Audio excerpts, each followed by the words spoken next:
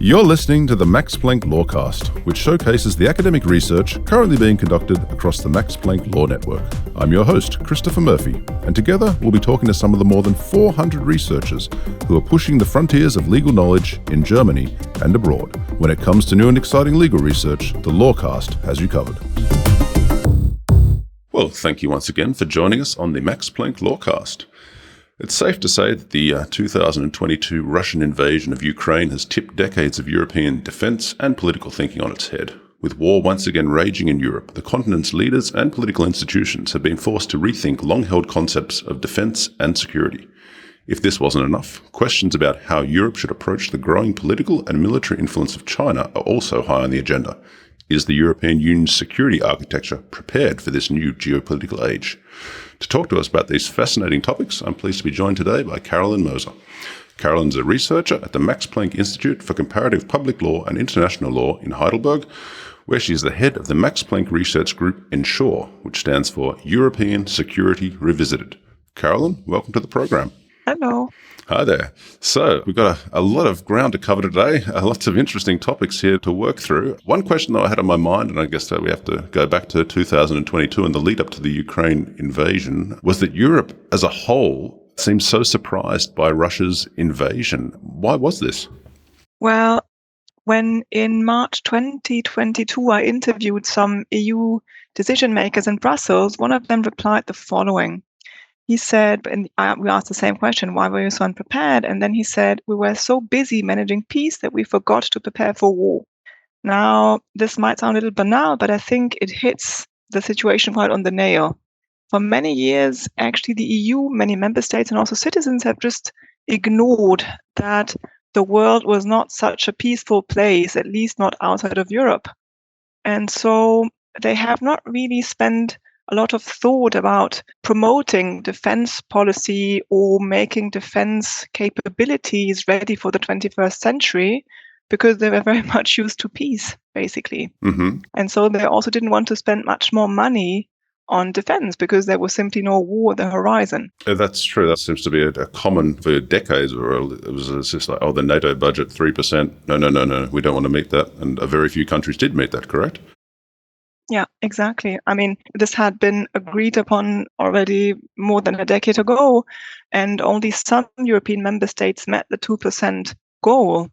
And what was more was actually that the European Council, which is the European institution bringing together the heads of state and government, they were consumed by other crises. I mean, we first had a financial crisis, then the matter whether we need to bail out states, then there was migration on the table, then there was COVID. And so there was actually little energy left for dealing with defense, which, as I just explained, was not seen as a priority because there was simply no threat of war close to the European Union's borders. And also probably because of that conception that threats or war was something that would be taking place abroad. So basically in Africa, elsewhere, faraway places, there were also some genuine intelligence failures prior to the war in Ukraine.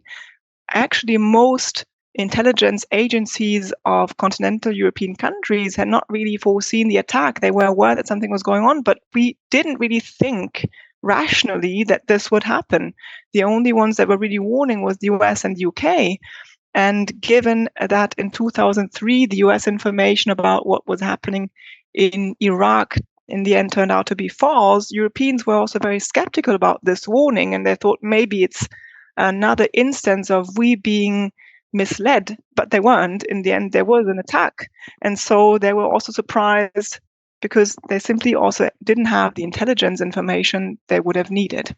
Okay. Yes, I remember. I think even Ukraine was saying, hey, Washington turned down the talk of an attack. It's not really happening, and they were pushing, the Americans were really warning, but everyone else seemed to be sleeping at the wheel. Yeah, I mean, the US and the UK, as I said, were less sleepy, and they had already started delivering weapons before the attack actually started. Smaller weapons, okay. But the other European countries were much more reluctant. Poland obviously was also quite afraid, given that it has a border with Ukraine. Sure. And the Baltic countries were also quite afraid. But still, I think the majority of EU member states, they were just hoping that this would not become true. And I think they were taken by surprise, not only because it happened, but because their idea of Europe just being a continent now in peace and that war wouldn't return just crumbled. And I think it's conceptually also difficult for them to swallow this, that they were just wrong, that war can return to Europe, and that it's not because you integrate that these things cannot happen anymore, at least not at your borders. Sure. So then where does that leave Europe as a whole? Obviously, they're going to now have to realign the way that they view security, they view peace, they view the fact that war can again happen in Europe. Exactly what has the European Council, the European Union now been undertaking to deal with this new geopolitical reality? Yeah, so you mentioned the European Council, again, the European institution that brings together heads of state and government. After 15 years of basically showing no interest in security and defense, they have now defined security and defense as a top priority. So they have met several times since the war started, far more often actually. There were urgency meetings also. And now when they meet and they issue their conclusions at the end of their meetings, I would say roughly 80% of what they discuss relates now either to the war in Ukraine or to security and defense more broadly speaking. So you can really see a shift in prioritizing that topic. Okay, and previously that would have been probably under 10%, I'm guessing. Yeah, when you look into the different conclusions before, there were two exceptions between, I would say, 2006 and 2022. This was when Russia annexated Crimea. Then we had some more talk about security and defense.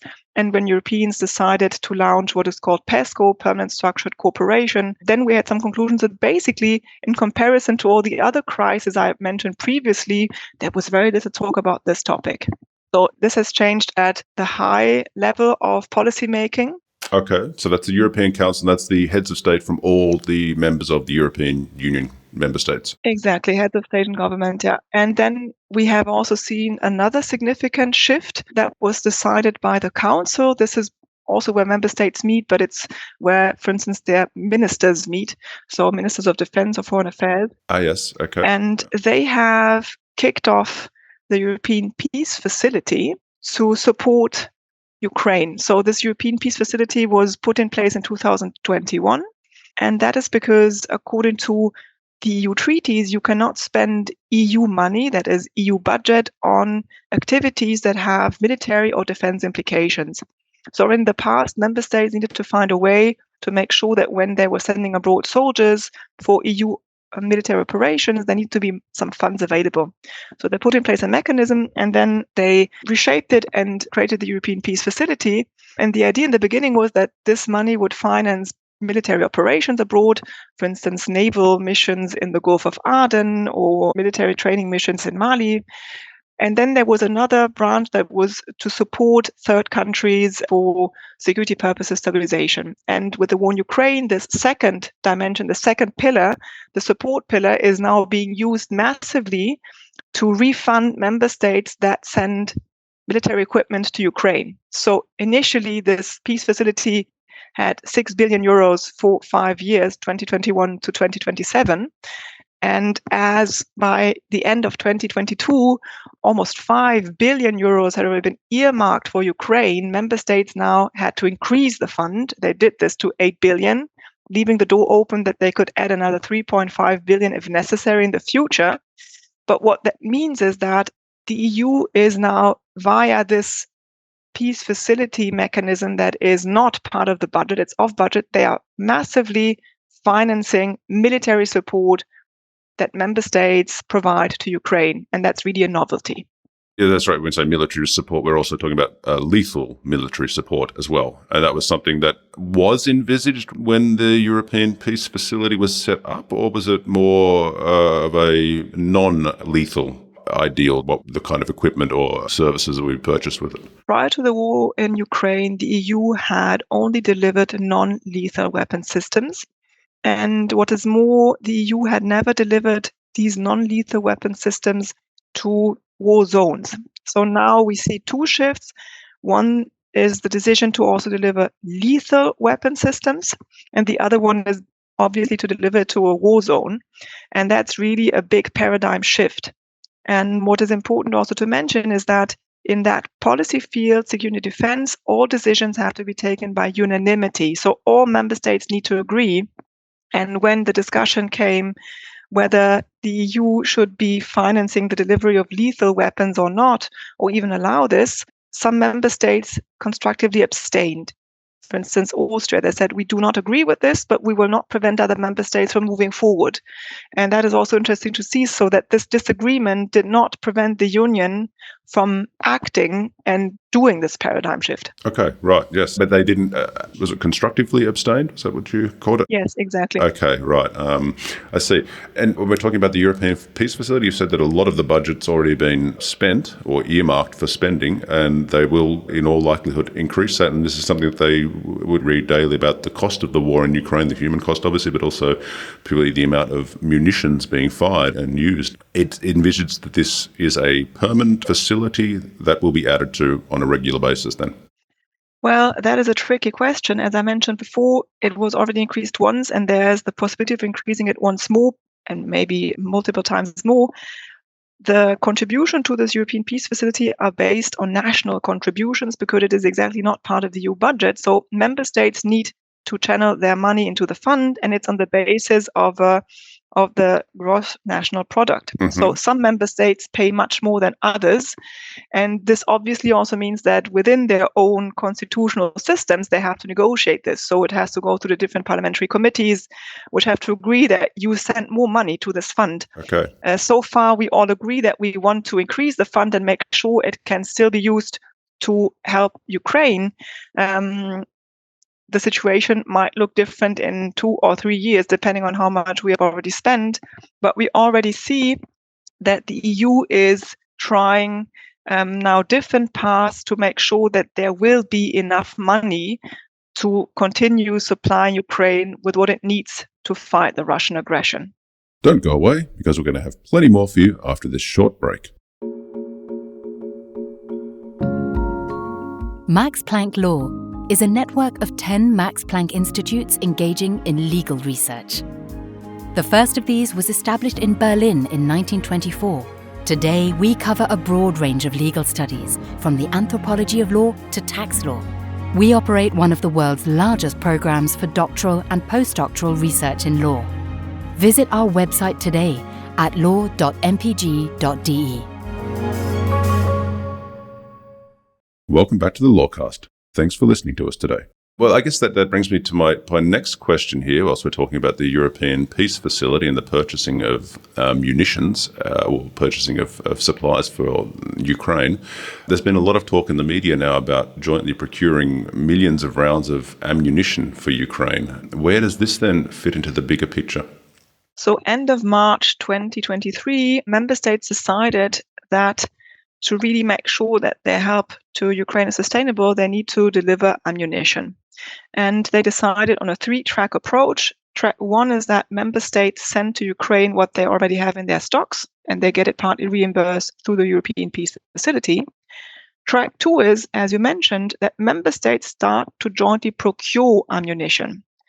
The idea behind is that when you procure jointly, you get a better price on the world market, and then you can send it off to Ukraine. Mm-hmm. So this is already quite a novelty, because joint procurement of defense material was something that was not really thought of before the war. And then a third part of it, track 3, is that the European Commission was asked to think about legislation that in the mid or maybe even long term would help to improve production of ammunition in Europe. And I think this track 2 and especially track 3 is the most innovative part of it, that we will have legislation which will make sure that there's enough ammunition. This proposal was discussed by the Commission only this week, actually, on the 3rd of May. And it is quite something in the sense that the European Commission starts to really put its foot into the door of security defense. And here I should say that before this was not the case. Security defense is a national prerogative. Mm-hmm. Yeah. This is also why the institutions in charge are those where representatives of member states meet. And the war in Ukraine has somewhat changed this in the sense that member states have proactively reached out to the Commission to say, please also provide the necessary legislative framework to make sure that within the realm of the European common market, we make sure that we have enough in place to support Ukraine or maybe prepare for the next war. And this is something we have never seen before. So that's what you would, I guess, call a seismic shift then, in the fact that the EU or the European Commission is now saying we're moving into this area of defence, which has previously been one of the sacred cows, if you will, along with taxation, for instance, where the EU didn't go. Exactly. So the Commission obviously was interested in this part for quite a while, and it created only some years ago a new DG, a Directorate General, that is specifically dealing with matters of security, defense, and also space. And so this was already a hint that the Commission was thinking that this was a new important strategic field of European law and policy, but the Commission can only intervene when it's about market issues. And this is also the recent proposals also in ammunition has to do with defense industry. So this is how the Commission slowly moves into this policy field. Mm-hmm. But they definitely have very good lawyers there that they can always move the law a little bit, quite malleable. and what is also fascinating is not only that they start legislating in that field, they already have 2 or 3 proposals that one is still under negotiation, that is about also joint procurement. But in the latest proposal they made, which is called a SAP, which is the abbreviation for Act for Producing Ammunition. But I think the abbreviation, the acronym is already quite telling that it's called a SAP. A SAP, anyway, sub with a B, as in submarine. No, with a P. With a P, like, with a P. Yeah, so as soon as possible. And everybody made fun of this in the circles. But I think it's quite telling. And what this new proposal says is that we will also tap into the EU budget. So we will use EU budget to help the defense industry to be more effective and more efficient. Mm-hmm. Okay. And this is a big shift. Yeah, certainly. Well, I mean, when you're talking about these big shifts, maybe the biggest shift of them all, and you hear from it from time to time, but then it seems to disappear again, is the discussion of a European army. Is this move to joint procurement the first step along the line to having a continental army? Depends. I think actually the term European army is used very often to convey an idea of what Europe is or what it could be, but it's more of a fancy term. Having a European army is so far nothing that we can realistically envision. There are too many steps between where we are now and a full-fledged European army. But what we see is that Europeans have gotten aware that so far they have dealt with this in a quite inefficient way, each member state on its own and without much coordination also regarding defense industrial projects. And here we really see a change. Whether this will lead to a European army in the sense that most citizens will understand, I'm not sure. Probably it will more be about making member states champions in specific fields of defense where they already have quite developed capabilities in operational activities or in defense industries. But what we really see is a shift of conscience that we need to improve our capabilities and we need to do it jointly. Mm-hmm. Okay. Well, speaking about jointly and dispersing capabilities amongst those who are best suited for certain roles and tasks, that kind of sounds like what we have at present, courtesy of NATO. Where does NATO fit in here? Yeah, tricky question. So what the war in Ukraine has shown to Europeans is that European security and European defense largely depends on the support of the United States. They have been really crucial in supporting Ukraine. It's by far the biggest donor of military equipment, financial aid, humanitarian aid. By well and truly, right? I mean, if we look at the statistics, it's an incredible amount that they've given to the next contributor. Yeah, it's really impressive. Mm-hmm. And it again shows to Europeans that NATO at the time being is the guarantor of European peace. And indicative of this is also that Sweden and Finland, 2 neutral states, have applied for NATO membership. Mm-hmm. So they have given up a policy that they had adopted for many decades, for Sweden even 2 centuries, because they realized that without being a member of NATO, it's getting really tricky for them. They've given up the policy of neutrality, basically. Yes, exactly. However, the US support for Ukraine and its incredible interest in European security is, I would say, more of an exception than of a rule. And that is because for some years already, the United States have changed their priorities. Under President Obama, the so-called pivot to Asia took place. So that the United States said, Europe is not any longer our priority in terms of security and defense policy, but we want to further orient the United States defense strategy towards Asia, where there's China, obviously. Mm-hmm. And the question, I think, is now rather how long will the US still maintain their very high level of support to Europe?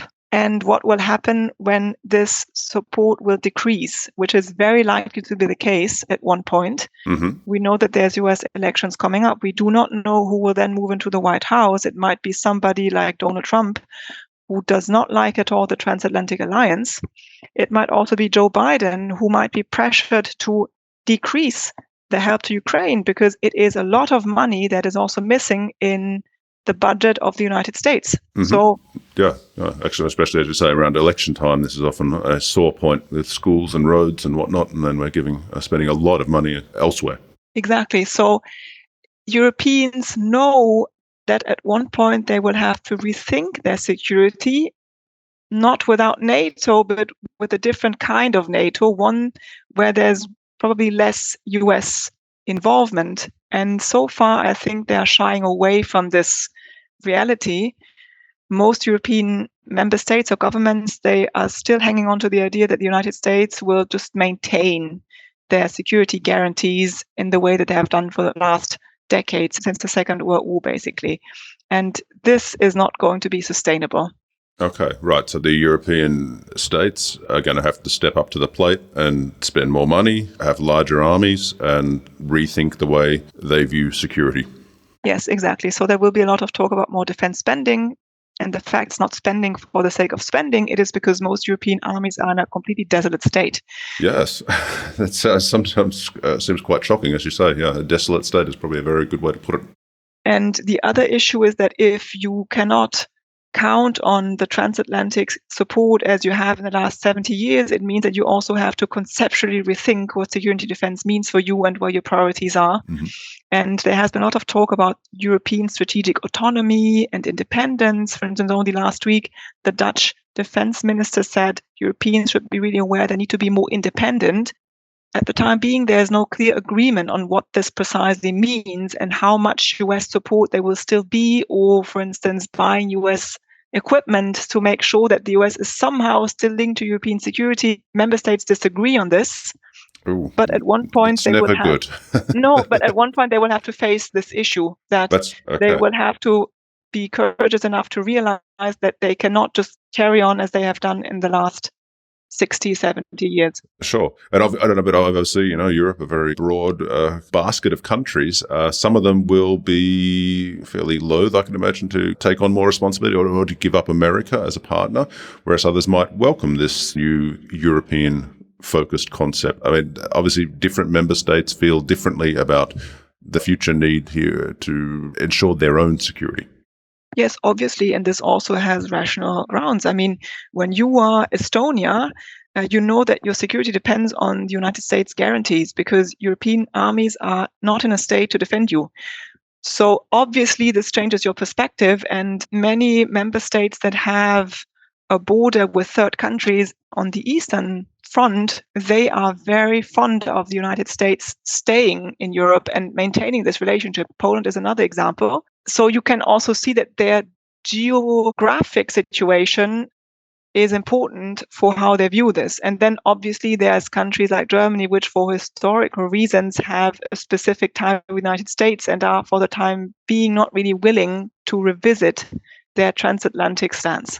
Okay, right. Yeah. So you mentioned before some of the southern European countries, or let's say France, Italy, probably Spain as well. I mean, they obviously have large military sectors as well and capabilities. Where does this kind of leave Germany? I mean, you just pointed it out. It's often referred to economically as the engine of Europe, but for historical reasons, it doesn't seem to be at the forefront of this kind of new geopolitical debate, and has often in the last months been accused by other member states of dragging its legs here. Does Germany not want to be part of the debate? Yes and no. So I think there's two factors here.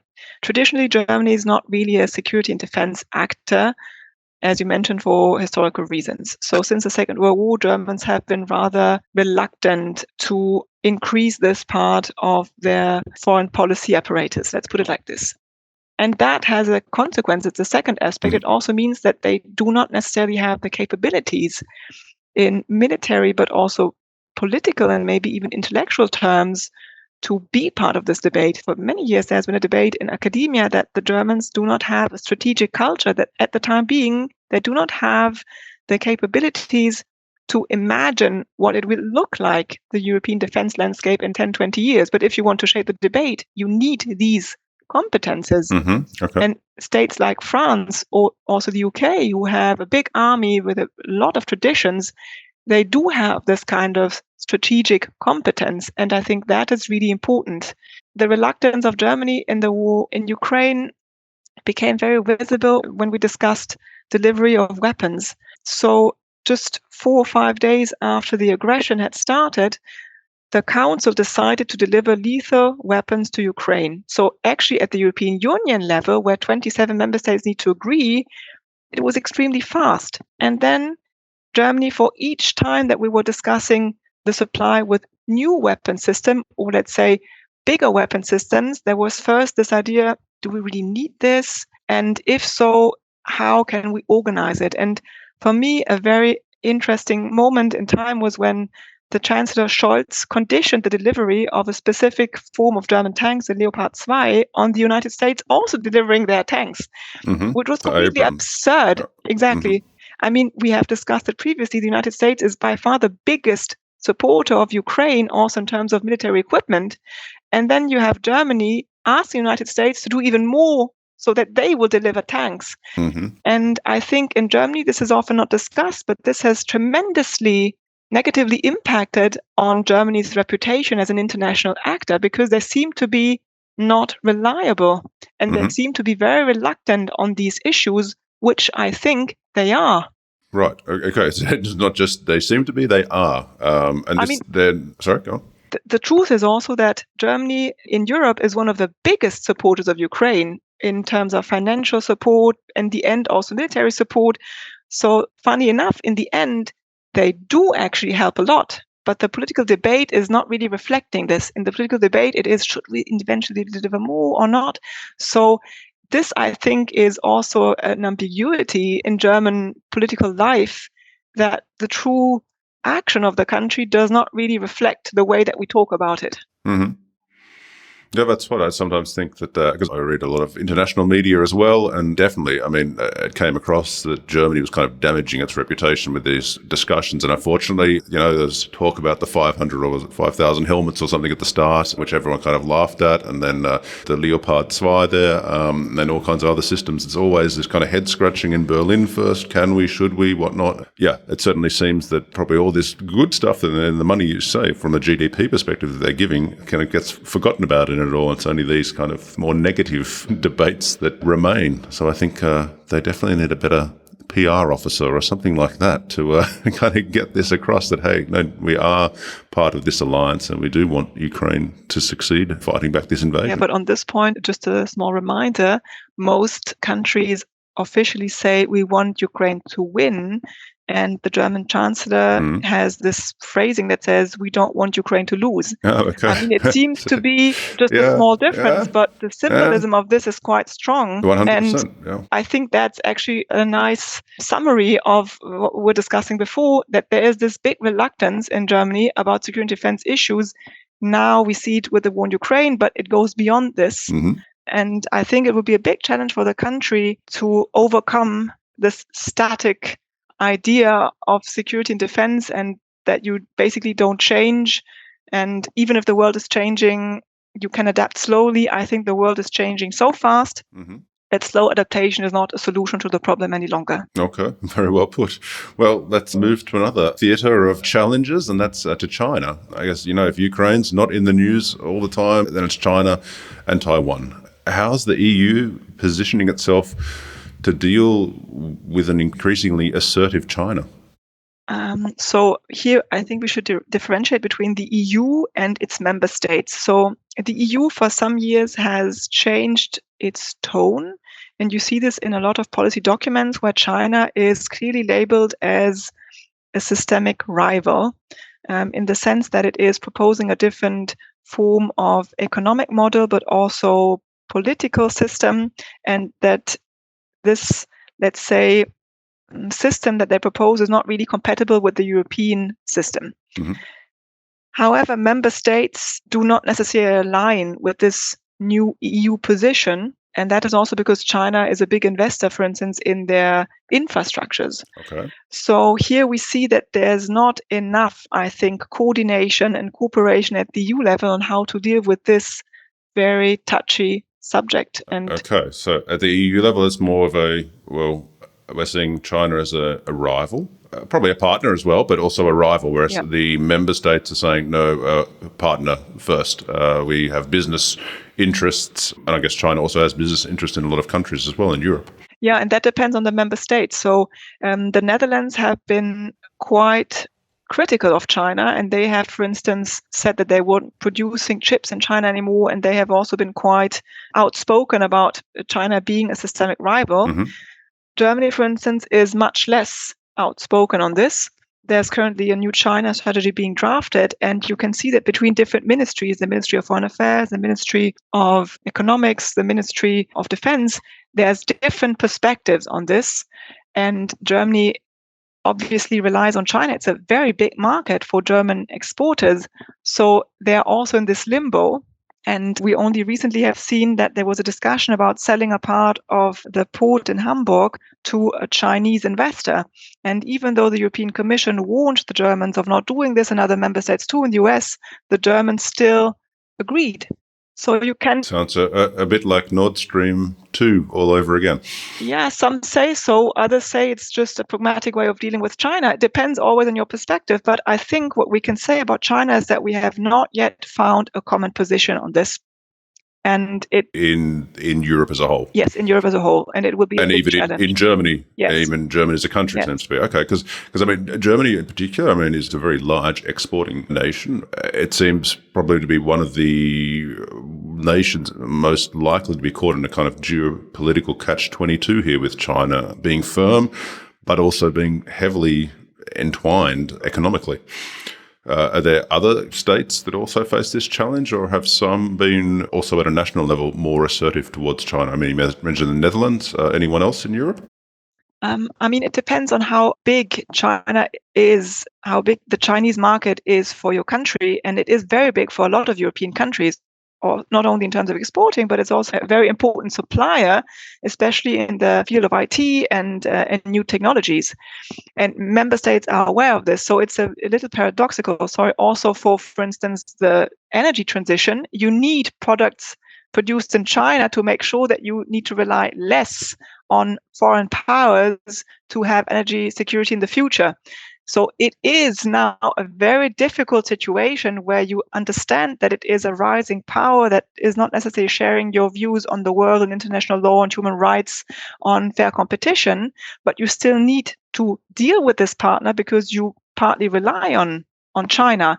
And as I said, we simply do not have a strategy for this yet, and we do not have a common understanding of the risks that is posed by China. And now the new label that many Europeans give to it is not decoupling, but de-risking. So what that means is that you do not actually free yourself from Chinese imports, but you make sure that they are, for instance, not important for your critical infrastructure. Okay, so there's a lot more of this onshoring again as well. We're looking for certain infrastructure that we're not reliant on China. Or certain products that we think should be produced in Europe. So again, here the new concept is de-risking. Mm-hmm. And I think that's already quite telling about how Europeans now want to deal with China, because it is a huge economic actor that you can simply not ignore or shut off. No, that's right. Yeah. Well, I see that's definitely a debate in a state of flux that we're going to have to return to in a later podcast. That's for certain, once things have hopefully calmed down somewhat here in Europe. Carolyn, I think we could probably talk for days on this, but our podcast time is coming to an end. Are there any last thoughts you wanted to add? Yeah, I would say two. One is that what we see now in security and defense is that decisions are being taken very fast.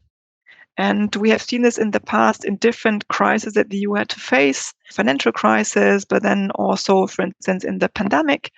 And it will be interesting to see how these quick fixes, many of which are also intergovernmental outside the classic part of EU law, how they will at one point be integrated into EU law.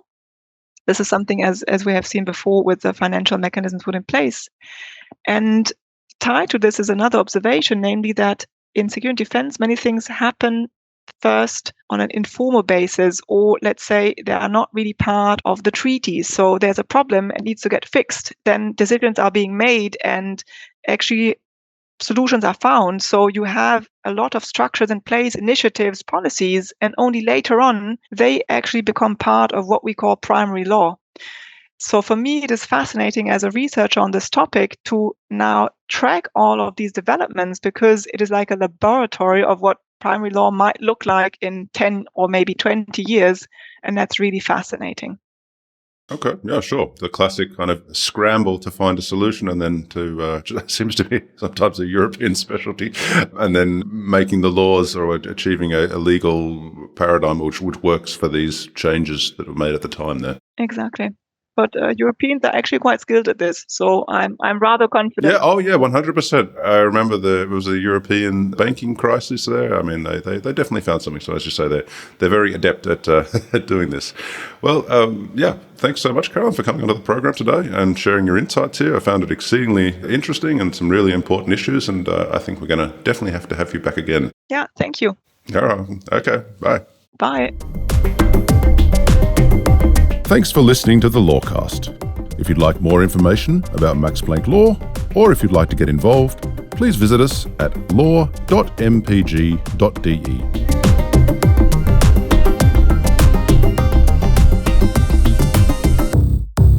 Max Planck Law. Excellence in legal research.